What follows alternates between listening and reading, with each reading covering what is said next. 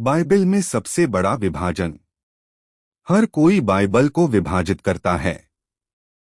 धर्मग्रंथ का कोई भी ईमानदार विद्यार्थी इसे शाब्दिक रूप से लेते हुए यह नहीं सोचता कि संपूर्ण बाइबल उनकी भागीदारी के लिए है। तो फिर महत्वपूर्ण मुद्दा सही विभाजन है। पवित्र शास्त्र में सबसे आम विभाजन पुराने और नए नियमों के बीच है। इस्राएल को दी गई पुरानी और नई संधियों को विभाजित करना सही है, लेकिन यह सबसे बड़ा विभाजन नहीं है।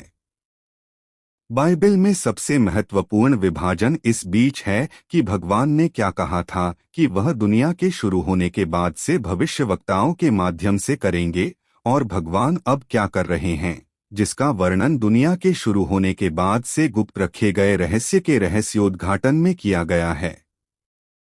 यदि आप इस विभाजन को स्पष्ट रूप से देखना चाहते हैं तो अधिनियम 3:21 और रोमियो 16:25 की तुलना करके शुरुआत करें। पतरस ने प्रेरितों के काम 3:21 में उपदेश दिया कि परमेश्वर ने जगत के आरंभ से अपने सब पवित्र भविष्यद्वक्ताओं के मुख से क्या कहा है। बाद में पॉल ने रोमियो 16:25 में उपदेश दिया कि जो जगत के आरंभ से गुप्त रखा गया था परंतु अब प्रकट हो गया है।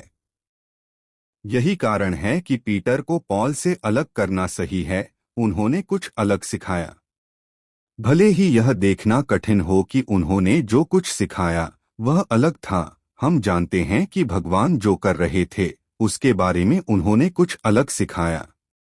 भविष्यवाणी को रहस्य से सही ढंग से विभाजित करने से अंततः चर्च का सुसमाचार, सिद्धांत, पैटर्न, चाल, पहचान और मंत्रालय आपके लिए स्पष्ट रूप से स्पष्ट हो जाएगा।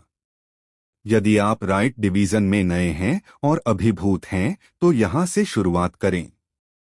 भविष्यवाणी और रहस्य के बीच इस अंतर को देखें और अपनी आध्यात्मिक समझ को बढ़ते हुए देखें। इफिसस 3:9-10।